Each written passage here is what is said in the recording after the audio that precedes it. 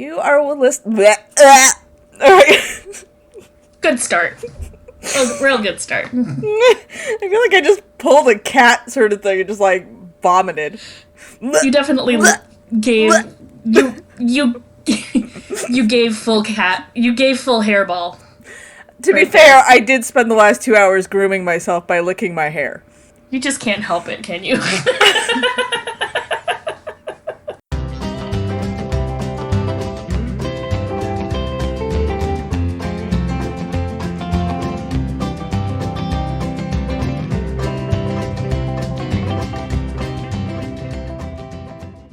Welcome to the Wandering Chronicles podcast with your hosts. I'm Ashley.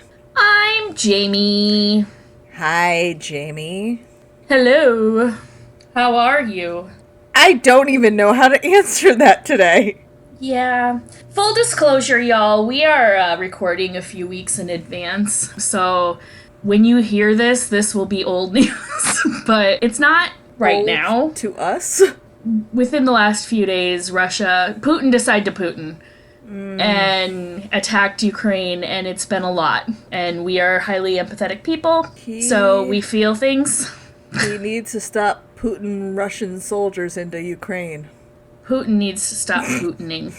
I just had the weirdest experience. I don't think we're going to talk about this, but I do think we talked about this ahead of time, that it's impossible to talk about how we're doing without at least mentioning that this is happening, because I would feel really disingenuous if I didn't at least mention it. But right before, literally like minutes before we did this, in fact, it's the reason that I was late, I'm sorry, is I started watching an interview with Mitt Romney from Today. Mitten Romney?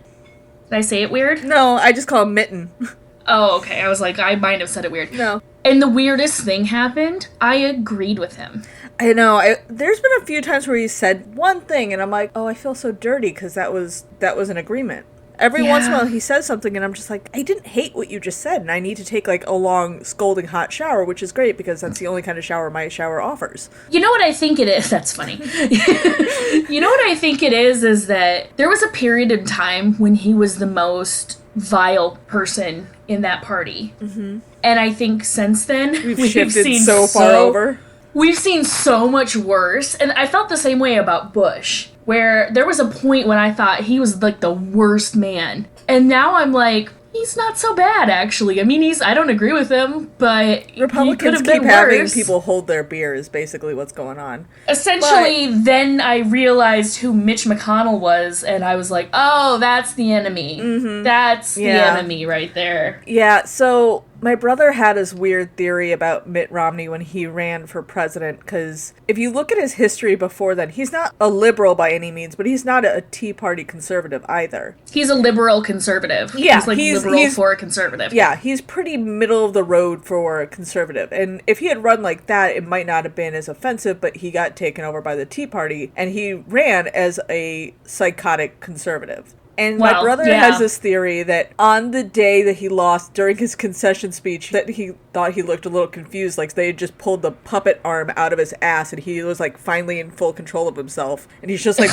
what happened to the last 2 years of my life? Oh, I don't give him that much credit. I don't want to give him that much credit, but the whole thing made me laugh. All right, well, somebody pulled the puppet's arm out of his asshole and now he's just like, where am I? What happened?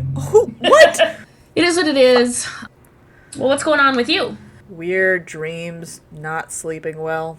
Oh my God, I've had weird dreams too. Yeah, I'm still not quite over the old lady with the weird tumor sac attacking me.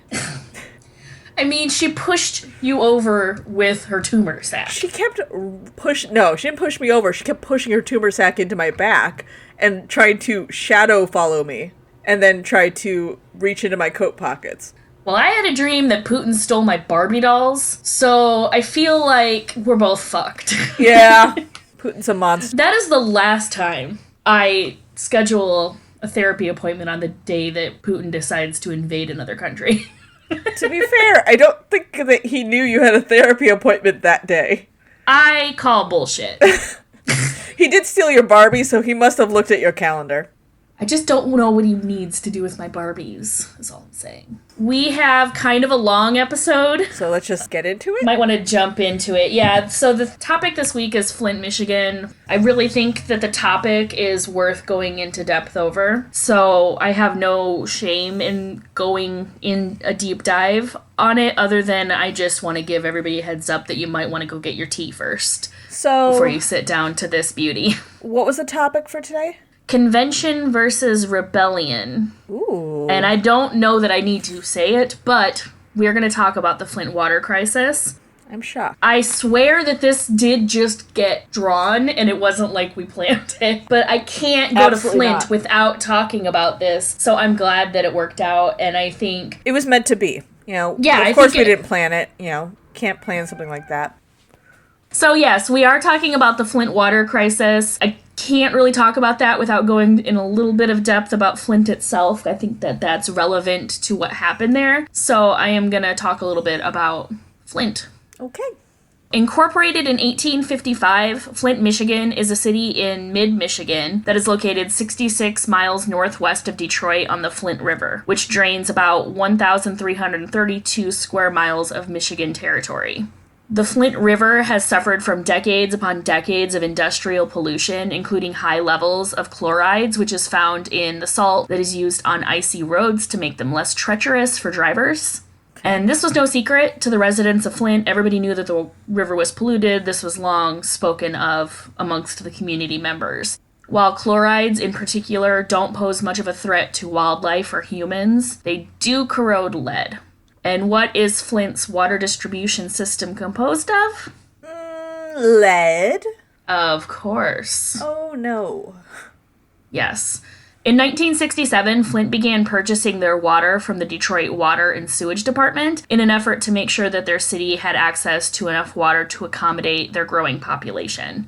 Previously, their water had been supplied from the Flint River, but this was before road salt was widely used in that area, so it hadn't posed that problem previously. But in 2013, Flint officials decided to join the newly formed Carignan Water Authority. I did look up how to pronounce that, Carignan.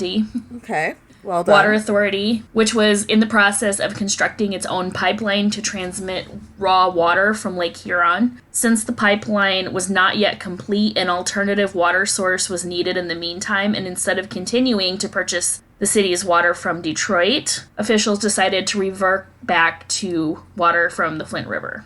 That sounds like a really bad idea. Yes. And do you want to know why they made these changes? I'll give you one guess. A cheaper option.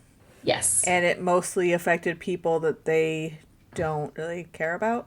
I think originally the reason that they made the choice was because of money, to save money.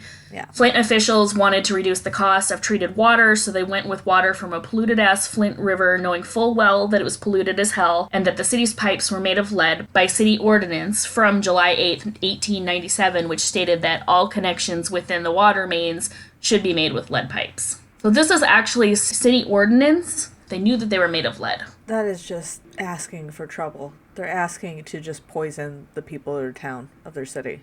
They just weren't thinking about it. No.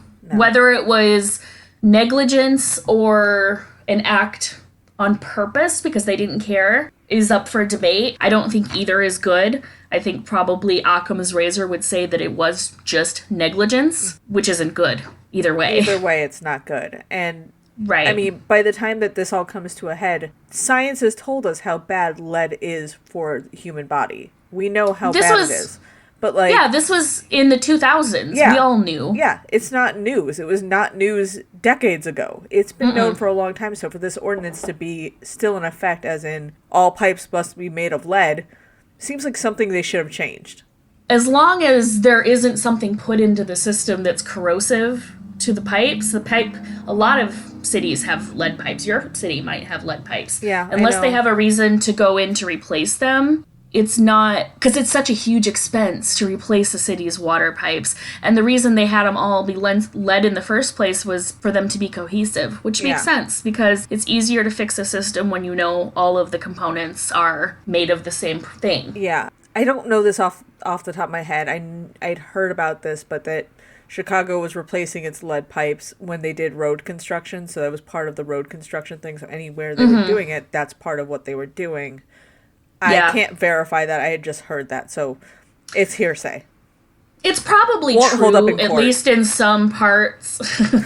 It's probably true. The thing with Chicago is there's so many different municipalities that where one might make that decision, another one might not. But it makes sense that you would have, especially after the Flint Water Crisis, you would make decisions where even if lead isn't dangerous, unless it has contact with a corrosive substance, you would still want to make plans because you can't promise that it will never have contact with a corrosive substance. Yeah. That shit can happen. You know what I mean? Yeah, you don't know how far the pipes are actually traveling, but I think at least in the city of Chicago, it is all under one agency, or the streets and pipes and stuff. Well, and it's coming from Lake Michigan, which is might be polluted, but it's huge. At least it's watered down as opposed to a small river. Yeah, I agree. I agree. Concentrated. There's a reason we don't pull water from the Chicago River. This is exactly true. Yeah. It's all that green dye. Oh, God, that's not even the worst of it. I'm kidding. Directly before this decision was made, Flint faced a financial emergency due to mounting debt created in part by mismanagement of city funds and the effects of outsourcing in the local auto industry, which reduced the available employment opportunities in the area, which led to lower income taxes being paid and collected by the city. Therefore, they're poor. And that is why they made the decision to go with a cheaper water source, which on the surface makes sense. Yeah, they're trying to be financially smart, but not a financially smart choice that they could not have foreseen at the moment. They're just trying to make money or save, trying to spend less money. But at the end of the day, it was one level deeper that they could have dug to see that this was not going to end well for anybody. Fair. They just chose not to do that. They didn't care about that. Their primary goal was to save money, and they weren't considering the consequences of that. They put on blinders to everything around it and just said, hey, this is a money saver, let's just do that. I can't prove this, I didn't look this up, but I would guarantee that none of those people lived in that city that made that decision. Not. I've spent quite a lot of time in Flint because I was engaged to a guy that lived in Flint for a while, years and years and years and years and years ago. And it's got a lot of little feeder towns around it. A lot of the people that work in the city do not live in the city. Fair. I don't want to get too in the weeds about the finances, lest I become Tony Alamo and start hallucinating Jesus, but suffice it to say, the Flint Water Crisis was fueled almost entirely by rampant corruption on the city level, all the way up to the federal level. Color me shocked. Blown away by this information. I've never heard of governmental corruption. Never. Oh my God. Oh, wait. Yeah, I have. I live in Chicago, of course. Duh. Yeah, I have. I live in America. I live in this country and in this world where corruption is everywhere. Yeah, pretty much. Between 2014 and 2016, Flint residents were exposed to increasingly toxic levels of lead in their water due to the corrosion that rock salt caused on the lead water pipes. In October of 2016, Flint residents were advised not to drink the municipal tap water following a community assessment for public health emergency response, also known as CASPER evaluation. So friendly. This CASPER evaluation found that 66% of Flint households reported having one or more adult members experiencing at least one behavioral health disturbance at abnormal levels. 54% of households reported at least one child experiencing at least one behavioral health disturbance at higher than normal frequency. 22.5% of households reported difficulties with accessing behavioral health services, and 51% of all households reported that the physical health of at least one member had worsened during the period since 2014, when the city changed its water source. So obviously people are struggling, and there's pretty clear cause and effect here of why that is.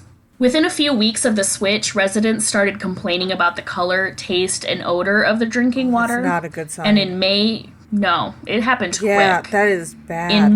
That is bad. Yeah. In May 2014, residents started reporting that the water was causing skin rashes, especially in children after they bathed in it. I think that's one thing that a lot of people forget, is they weren't just drinking I mean, it. you have to wash your hands, you have to wash your body, you have to Clothes. cook your food in it. Like, that's bad. We use water. In everything. Our pets drink the water. We use water in so many things that we just don't even think about because we take it for granted. You don't think about where your water is sourced from or what could be in it. You're just, hey, this is a glass of water, I'm going to drink it. That is a privilege that not everybody has access to. So, yeah. During this time, red water and discoloration were observed throughout the distribution system, and there were higher than normal number of water main breaks in the city. Even General Motors reported issues with the water damaging the engine parts that were manufactured at factory. That's disgusting. That grosses me out. That is, wow. That is literal metal. So the water is corrosive to parts that would go in a car. Things that should be able to handle water. That is atrocious. Starting in the summer of 2014, violations of the Safe Water Drinking Act began to occur, with E. coli violations resulting in the issuance of multiple boil water alerts. And 3 of these occurred within one single 22-day period.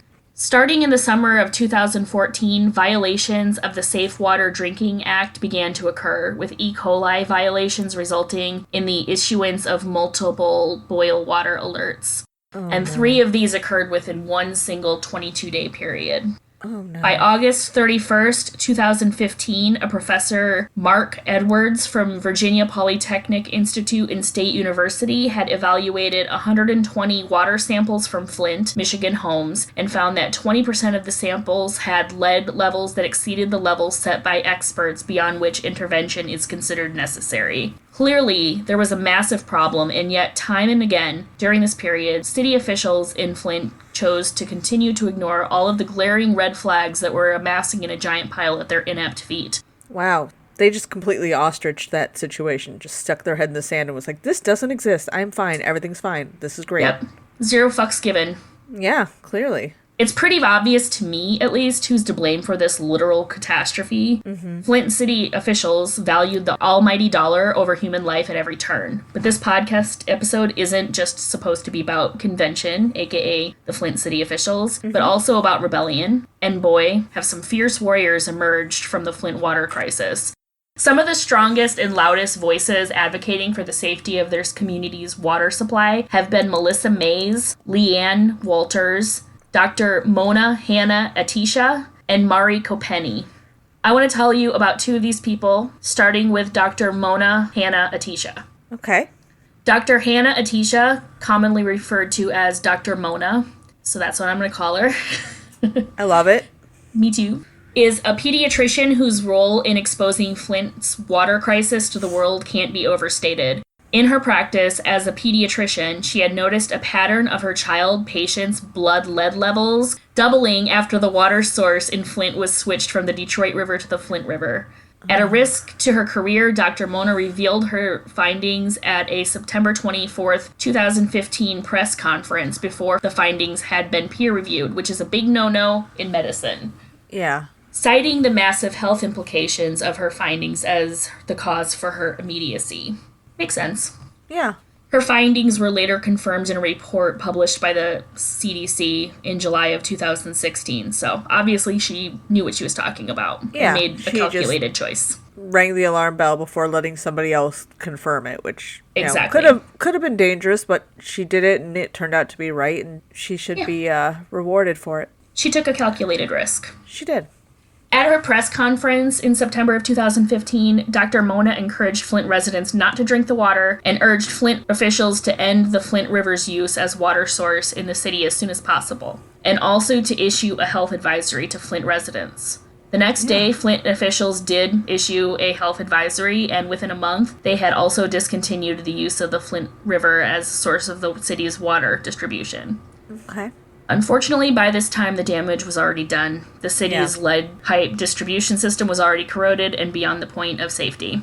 Subsequently, the city of Flint, the state of Michigan, and the United States made emergency declarations regarding the water in Flint. Although Dr. Mona has faced criticism from several prestigious medical journals due to the lack of peer-reviewed sources, initially, as well as her small sample size and conclusions, she was ultimately publicly thanked by the Michigan Governor Rick Snyder during his 2016 State of the State address.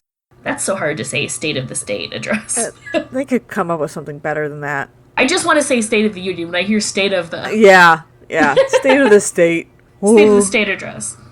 Since this time, Dr. Mona has written a book of her experiences during the Flint Water Crisis called What the Eyes Don't See, a story of crisis, resistance, and hope in an American city, which was released on June 19th, 2018. The book was named a New York Times Notable Book of 2018 and Best Science Book of 2018 by NPR's Science Friday. Cool. Yeah. It also currently has a rating of 4.36 stars out of 5 on Goodreads. So go, Dr. Mona. It's been immediately added to my bookshelf. Yeah, I might have to add that to my Audible. It was recently bought as a movie, too. Oh, that'd be really cool. Yeah, there wasn't a lot of details about it because this was pretty recent, but that's something to keep an eye on because I bet it's going to be really good. Yeah, or at least a partial source material for a Flint, Michigan story. Yeah, she seems like a badass motherfucker, so... Damn right. Dr. Mona has testified twice before Congress about the Flint water crisis and written op-eds for New York Times. She is the founder and director of the Pediatric Health Initiative at Michigan State University, whose goal is to optimize the eventual outcomes of Flint, Michigan cases. She also worked to establish the Flint Child Health and Development Fund, which raised over $17 million in donations and $2 million in grants. Okay. Governor Snyder also appointed her to 3 public health commissions that were formed in response to the Flint water crisis. So Dr. Mona is an extreme level badass of epic proportions, needless to say. That is amazing. Yeah. She's amazing. Yes, thank God for her. I don't know how... I mean, she's not the only one. I'm highlighting the ones that I felt didn't get as much attention when I Googled, but obviously her work was instrumental. Yeah. Among the work of others to get it sounds like she was one of the first people to blow whistle about this. In the science community especially, I believe that she actually was. There were a lot of residents that were doing the work too before that, but from the perspective of a medical community member, I think she was the first person to come forward. It definitely gives it some weight to the claims. Oh yeah, for sure. It's easy to brush off people that are just complaining about their community. We all have neighbors that bitch about everything. I actually think I'm probably that neighbor. There's a decent chance that I'm that neighbor.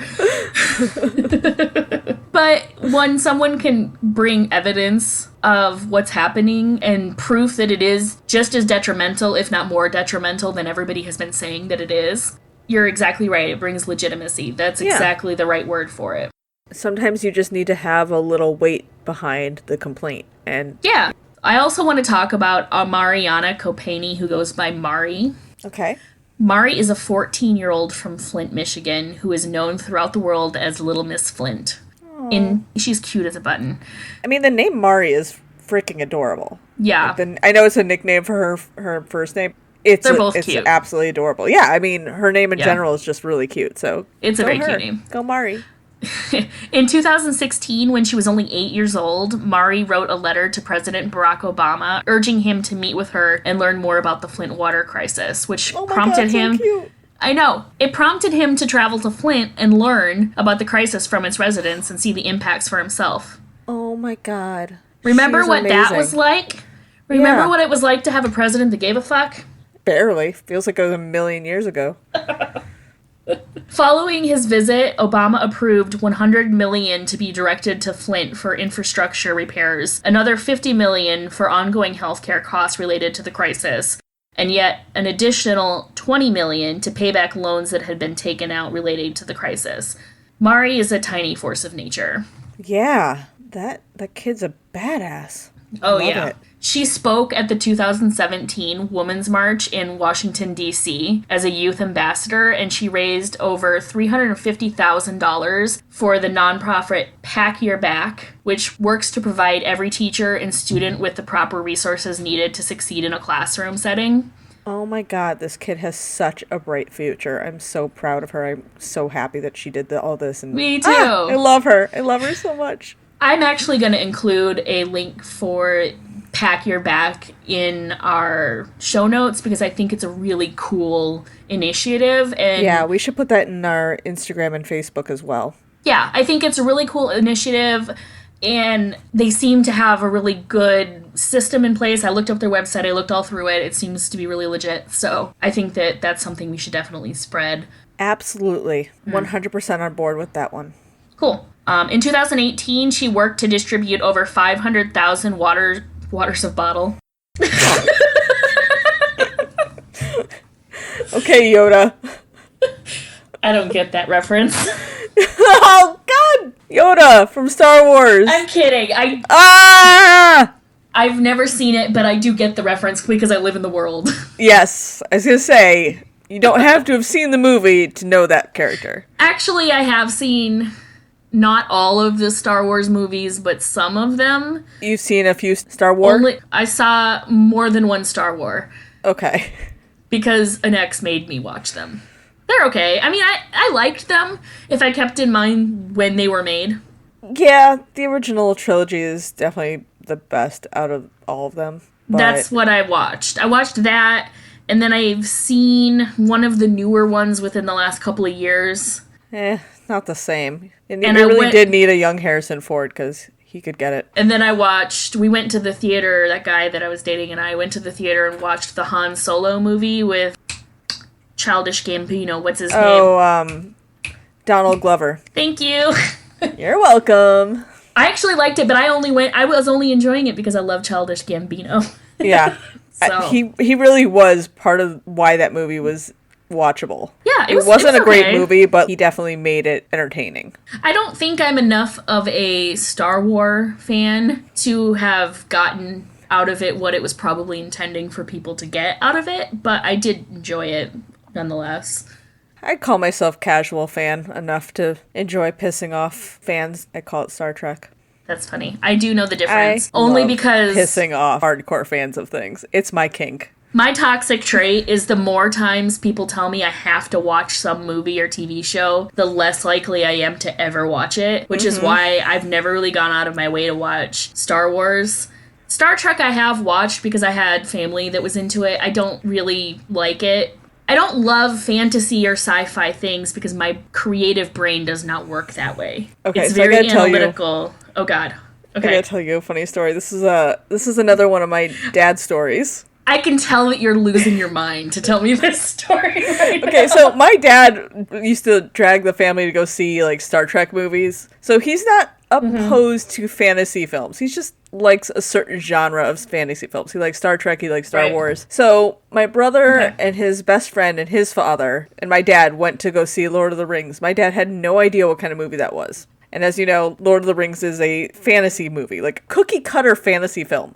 It's about a lot of people walking. Even the trees walk in that movie. Yeah, everything walks. Nothing stays still except for maybe buildings, but that has yet to be proven. I have to cite my source for that joke as being Clerks 2 before I take credit for it. That was not my joke. Anyway, continue. So my dad, they're all sitting there, movie starts, 5 minutes of the movie. My dad goes, "Oh, it's one of those films," and then just tilts his head back and just starts snoring.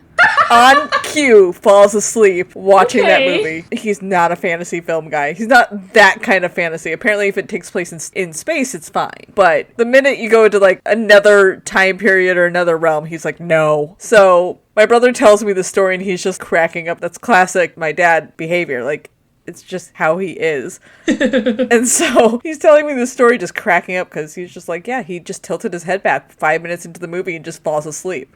One of the things I admire about my dad so much is his ability to fall asleep on cue. I wish I could do that. My God, I've been sleeping like shit lately. Did not inherit that skill, and I am a little angry about it. But he is a talented man on many fronts, but that is definitely one of the more admirable skills. He can just, like, watch a movie and he'll be asleep within 5 minutes. It's amazing. I don't know how he does it, but it's amazing. I have a very vivid memory of childhood with my dad sleeping on the couch, watching Planet of the Apes, and he's snoring, and I assume that I can change the channel, and when I touched the remote, I didn't even change the channel, I touched the remote, and in his sleep he goes, "I'm watching this." I'm like, "No, you aren't."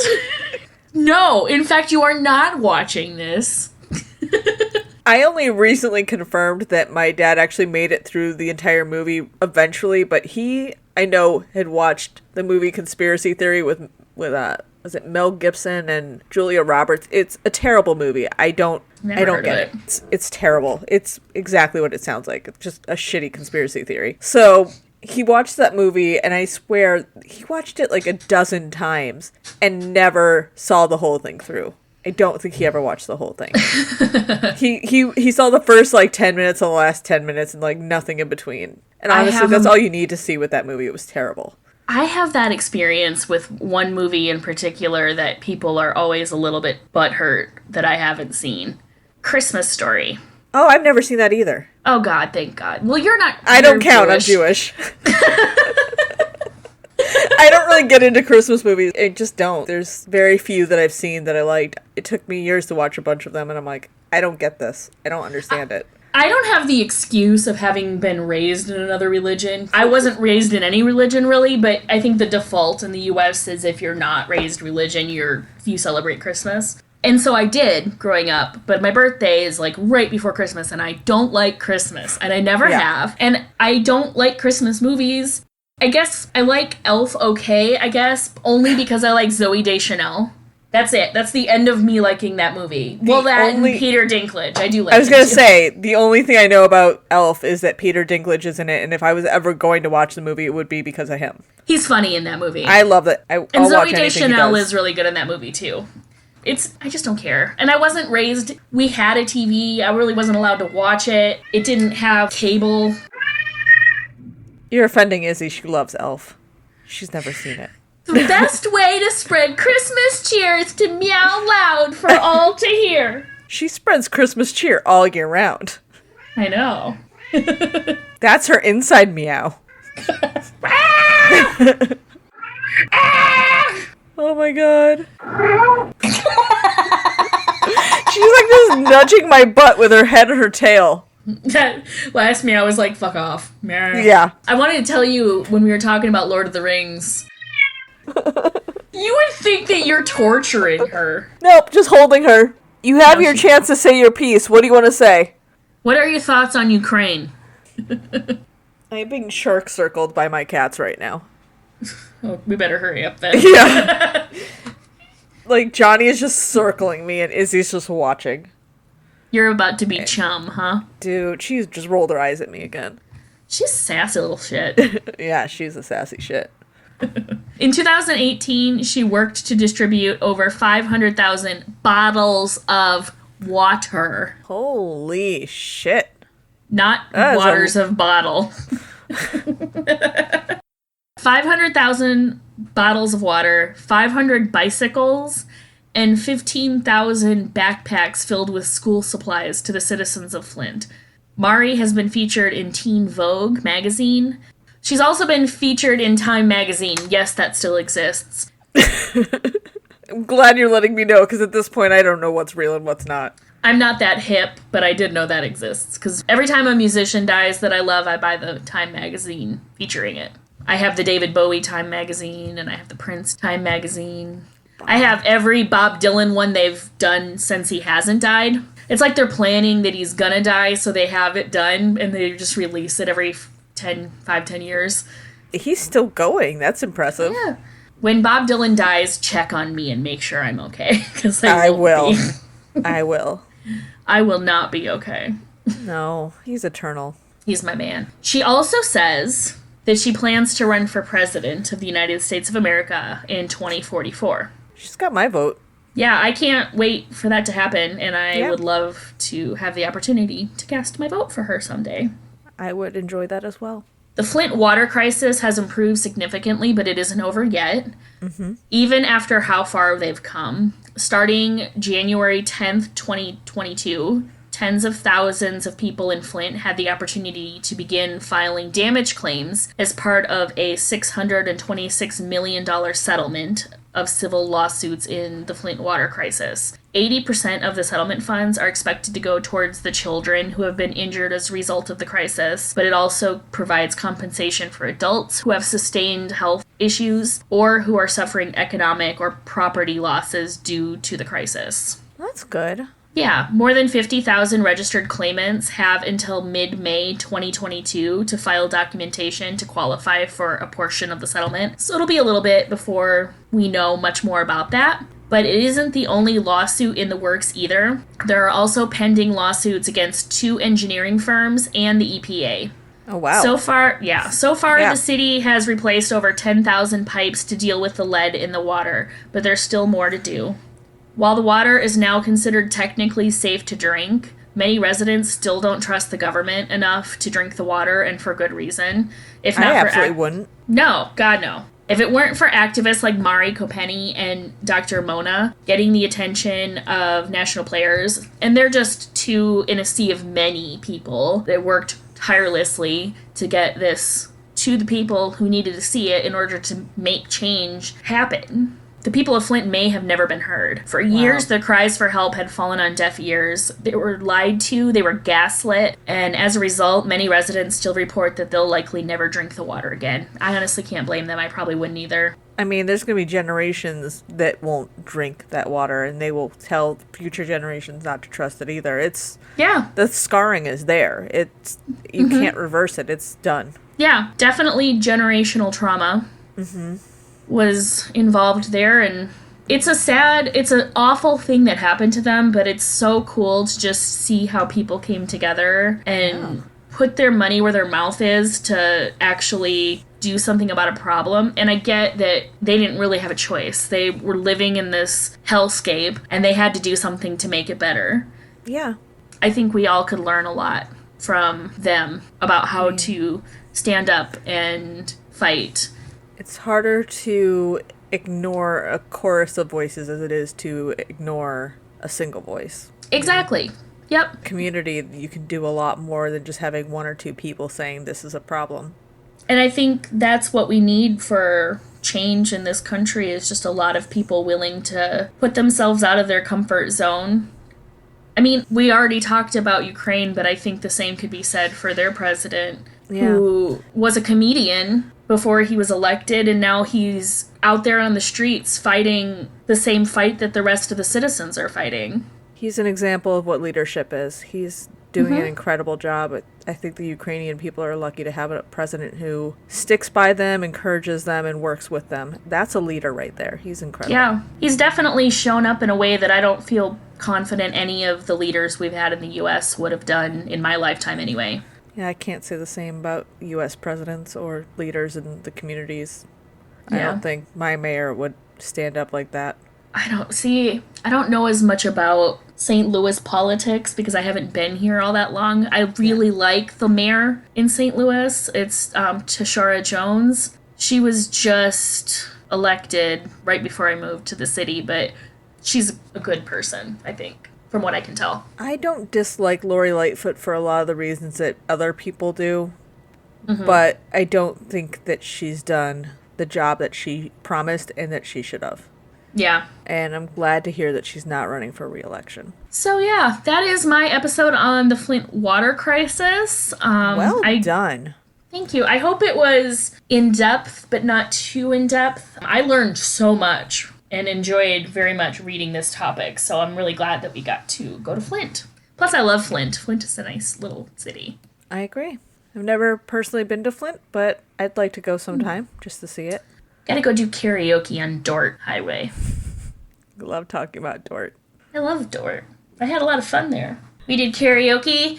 We sang Black by Pearl Jam. And there was a guy there that said he was part of the Temptations. I doubt that was true, but still cool. Still fun. Do you want to see where we're going to go next? Yeah. Let's spin that wheel. I've got my face cup ready. Oh, fun. Oh, where are we traveling to next? We're going to Anchorage. Holy Alaska. Shit. Leaving the lower 48. Get your parka, bitches. I already have it ready. That's right. You live in Chicago. It's always cold there. Like 9 months out of the year. What are we going to talk about? Let's find out. Pick a topic. And we are going to have ourselves a tragedy. Oh, shit. Okay. Since I will be taking this one, I will at least guarantee I will not be talking about Israel Keys. Good. Yeah, F that guy. Yeah, I have no intention of talking about him. But No. that's all I know about Anchorage, Alaska, is that he lived there. So I won't be talking about him. Alaska, think I'll try Alaska. That's a real song. I know. Oh. I keep track now. Yeah. Ashley has noticed that I do that. I don't do it on purpose. Oh, no. I mean, I do it on purpose. I love that you do it. It's a fun little interlude. I love it. So It's just I do this every day in my life. I was also telling Ashley the other day that I remember every dream that I have and what music was playing in the dream. So almost every dream, when I wake up in the morning, I almost always have a song in my head. And if you're curious, today's song of the day is Cotton Eye Joe. I'm not sure why. I mean, okay. Cotton Eye Joe, I've been married a long time ago. Where did you come from? Where did you go? Oh my goodness. Nailed it. Nailed it. Well, I guess that means we have a lot of traveling to do. Pack your bags. Yeah, I'm gonna go by dog sled. How about you? I'm gonna go by cat sled.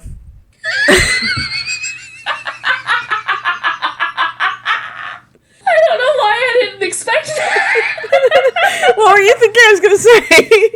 I don't know. I did not even think at all. Clearly. Worth it. That was the best response possible.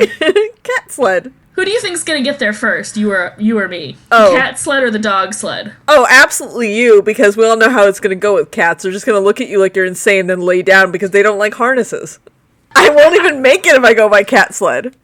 I will tie you back to the back of Nigel when he goes parkouring. Okay, and maybe after Izzy poops, she'll get a little burst enough to go. Just have to keep feeding her so she continuously poops. Instead of nitro boosters, you've got Izzy's poop boosters. That is what pooping is called in my household. Izzy's poop boosters. Oh yeah. She goes to the litter box and then it's liftoff. She's feeling so light. Oh, like a little air ballerina, like a butterfly. My cats don't get the poop zooms. Oh, Johnny doesn't get the poop zooms either. He gets like the right before bed zooms sometimes. Nigel gets the zooms right when I log into work every morning. That seems like a great time. And then he just runs around and parkours for an hour. Parkour, parkour, parkour, Parkour! Oh, Nigel. All 5 of his personalities have to get their energy out. Yes, he is 5 cats in a trench coat. So funny and accurate. Oh, Nigel. So sweet. All right. All right, well, I will meet you in Anchorage. All right, see you there. Happy wandering. Bye. Bye! Thank you for listening to the Wandering Chronicles podcast with your hosts, Ashley and Jamie.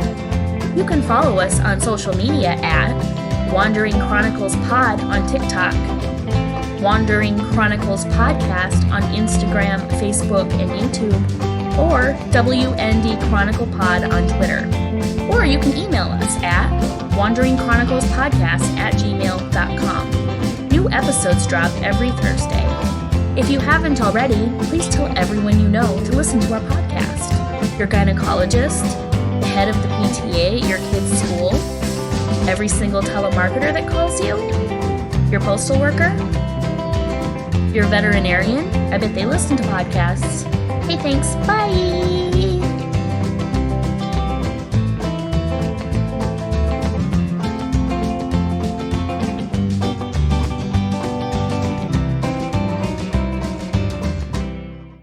Don't fucking pull your shit.